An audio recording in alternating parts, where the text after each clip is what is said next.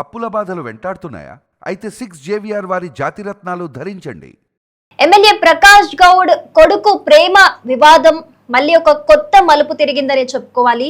అయితే తండ్రి నుంచి మాకు ప్రాణహాని ఉందంటూ కూడా పోలీసులను మీడియాని ఆశ్రయించాడు కొడుకు. అలాగే మరోవైపు ఎవరైతే సంతోష్ గౌడ్ పెళ్లి చేసుకోబోతున్న అమ్మాయి వాళ్ళ తల్లి రూపారెడ్డిని పోలీసులు అదుపులోకి తీసుకున్నారు. రియల్ ఎస్టేట్ పేరుతోని డబ్బులు తీసుకొని మోసం చేస్తుందంటూ కేసు నమోదు చేసి అరెస్ట్ చేయడం జరిగింది నార్సింగి పోలీసులు. సో ఇప్పుడు ఆమెని ఉప్పలపల్లి కోర్టులో అయితే హాజరుపరిచారు.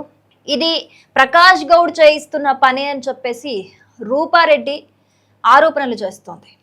కానీ కొంతమంది బాధితులు మాత్రం లేదు, మేము ఇంటి మీదకి వెళ్ళింది వాస్తవమే, కానీ మేము మోసపోయాం కాబట్టి మేము ఇంటి మీదకి వెళ్ళాం తప్పితే మాకు ఎమ్మెల్యే ప్రకాష్ గౌడ్తోని వాళ్ళ కొడుకు ప్రేమ వ్యవహారంతోని మాకు ఎలాంటి సంబంధం లేదు అని చెప్పేసి కొంతమంది బాధితులు చెప్తున్నారు.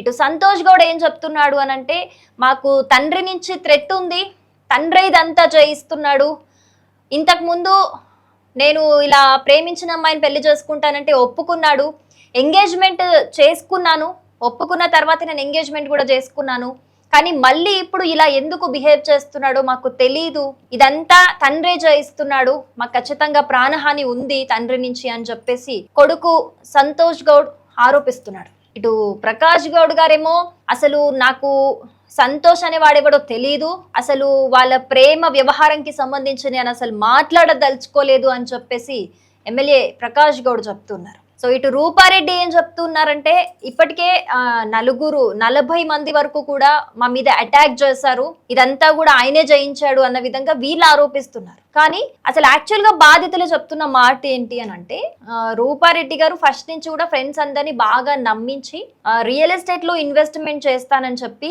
డబ్బులు తీసుకొని తిరిగి ఇచ్చేటప్పుడు ఒక 4-5 లక్షలు నేను కల్పిస్తానని చెప్పేసి అందరి దగ్గర నుంచి డబ్బులు తీసుకుంది అని చెప్తున్నారు.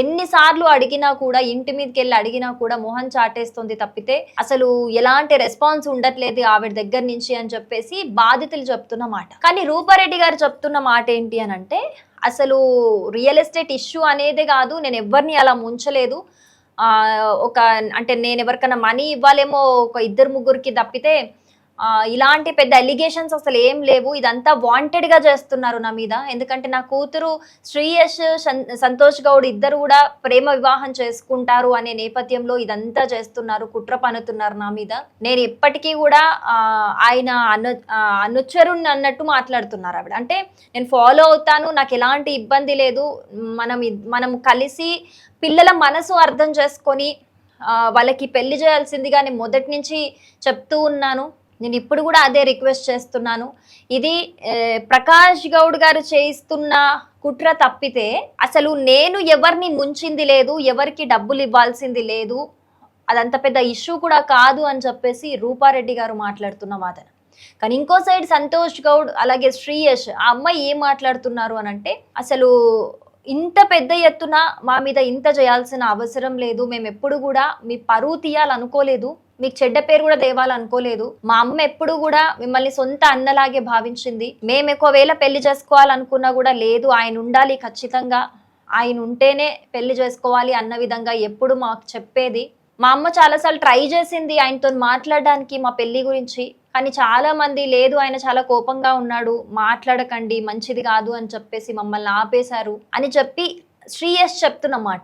ఇటు సంతోష్ గౌడ్ కూడా ముందు బాగానే ఉన్నారు, చేసుకోమన్నారు, ఏమైందో కానీ సడన్ గా ఇలా బిహేవ్ చేయడానికి రీజన్ ఏంటో కూడా మాకు తెలీదు, మరి ఎవరన్నా ఇన్ఫ్లుయెన్స్ చేస్తున్నారా ఏంటో కూడా తెలీదు అని చెప్తున్నారు. శ్రీయష్ అలాగే ఏం చెప్తుందంటే, రూపారెడ్డి అంటే వాళ్ళ అమ్మగారు ఎవరైతే ఉన్నారో చాలా తక్కువ టైంలో ఎమ్మెల్యే ప్రకాష్ గౌడ్ గారికి చాలా దగ్గరయ్యారు, అందుకే చాలా తక్కువ టైంలో కౌన్సిల్ టికెట్ కూడా ఇవ్వడం జరిగింది, అందుకే చాలా మంది ఓర్వలేకుండా ఆయనని ఇన్ఫ్లుయెన్స్ చేస్తున్నారు, అందుకే వాళ్ళ మాటలు నమ్మి ఇలా చేస్తుండొచ్చు అని చెప్పి వాళ్ళు చెప్తున్నమాట.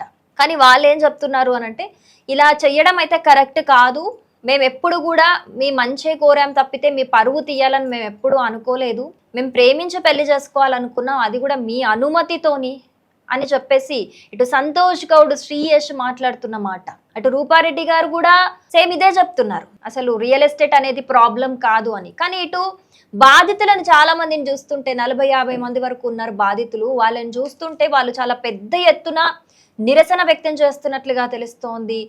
వీళ్ళ ఇంటి దగ్గరకు వచ్చి చాలా మంది కూడా మేము ఇంటి మీదకి వెళ్ళామని కూడా చెప్తున్నారు. మాకు చెక్కులు ఇచ్చి అవి బ్యాంకులో వేసుకుందామంటే అవి బౌన్స్ అవుతున్నాయి, మమ్మల్ని మోసం చేసింది, మా దగ్గర డబ్బులు తీసుకుంది అని చెప్పి బాధితులు వాపోతున్నారు. అసలు ఇందులో ఎవరిది తప్పు, నిజం ఎంత, ఎవరు నిజం దాస్తున్నారు, నిజంగా బాధితులకు అన్యాయం జరిగిందా, లేకపోతే ఇప్పుడు రూపారెడ్డి గారు ఆరోపిస్తున్నట్టు ఎమ్మెల్యే ప్రకాష్ గౌడ్ గారు ఏదైనా ప్లాన్ వేసి ఇలా చేస్తున్నారా? ఇక్కడ చాలా ప్రశ్నలు ఉత్పన్నమవుతున్నాయి. కానీ ఇందులో ఒక క్లారిటీ అయితే రావట్లేదు.